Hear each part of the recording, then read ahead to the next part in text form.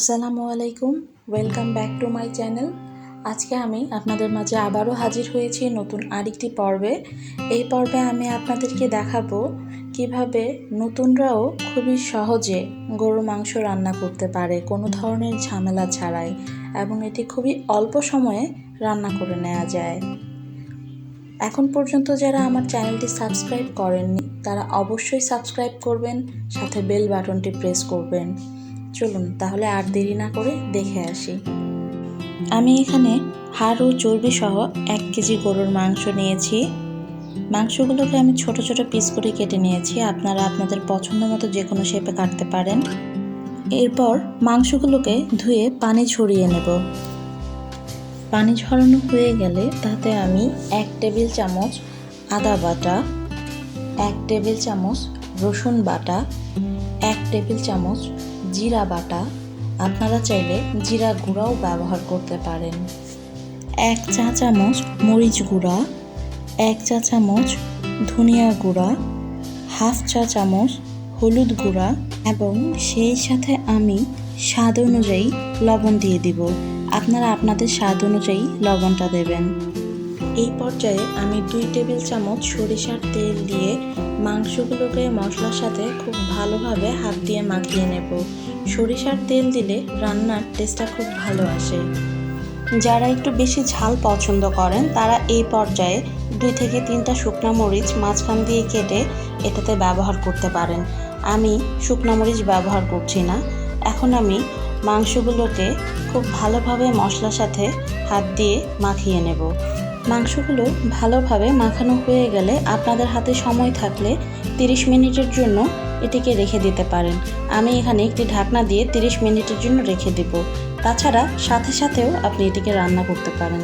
30 minute পর চুলাতে একটি হাঁড়ি বসিয়ে তার মধ্যে 1/4 কাপ আমি সয়াবিন তেল নিয়ে নিচ্ছি।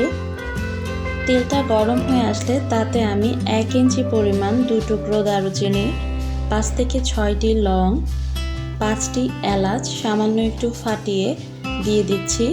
সেই সাথে 2টা তেজপাতা 2 টুকরো করে এর মধ্যে দিয়ে দেব। সবগুলোকে নেড়ে চেড়ে এখন সামান্য একটু ভেজে নেব যতক্ষণ পর্যন্ত এগুলো থেকে সুন্দর একটা অ্যারোমা না বের হয়। 1 থেকে 1.5 মিনিট ভাজার পর এখন আমি এখানে 3টি মাঝারি সাইজের পেঁয়াজ কুচি করে নিয়েছি, যা কিনা আমার হাফ কাপ হয়েছে।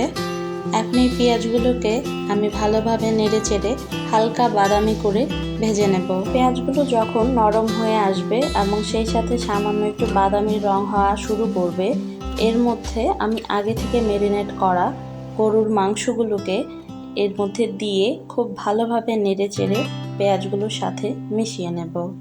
ভালোভাবে নেড়ে চেড়ে মেশানো হয়ে গেলে তাতে আমি একটি ঢাকনা দিয়ে ঢেকে রেখে দেব।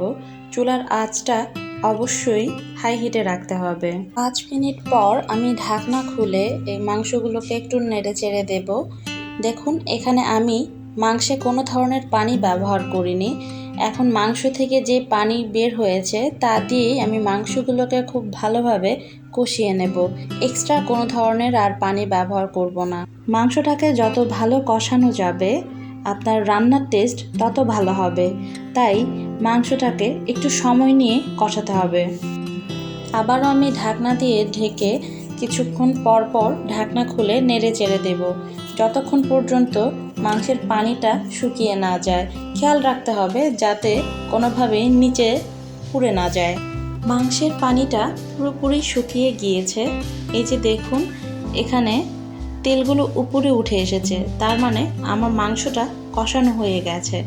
এখন আমি এই পর্যায়ে মাংসটা সেদ্ধ করার জন্য আমি এখন পানি দিয়ে দেব। পানিটা আমি গরম পানি ব্যবহার করেছি। 250 ml কাপের 2 কাপ পরিমাণ গরম পানি আমি এখন মাংসে দিয়ে দেব। পানিটা মাংসের সাথে নেড়ে চেড়ে মিশিয়ে আবারও আমি ঢাকনা দিয়ে ঢেকে দেব। এই পর্যায়ে চুলার আঁচটা আমি মিডিয়াম আঁচে রাখবো। এখন আমি কিছুক্ষণ পর পর ঢাকনা উঠিয়ে নেড়ে চেড়ে দেব যতক্ষণ পর্যন্ত মাংস সেদ্ধ না হয়ে আসে। আবারও ঢাকনা দিয়ে আমি ঢেকে দেব। এই একই প্রসেসে আমি মাংসগুলোকে আরও 20 থেকে 25 মিনিট রান্না করে নেব। 20-25 মিনিট রান্না করার পর আমি একটি মাংস উঠিয়ে চেক করেছি আমার মাংসগুলো সেদ্ধ হয়ে গেছে। এখন আমি এই পর্যায়ে চুলার আঁচটা বন্ধ করে দেব। তৈরি হয়ে গেল সুস্বাদু বিফ রেসিপি। আপনিও ঘরে তৈরি করে নিতে পারেন খুবই অল্প সময় এবং অল্প উপকরণ দিয়ে এই রেসিপিটি।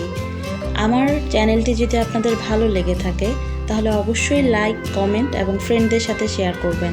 সবাই ভালো থাকবেন। আল্লাহ হাফেজ।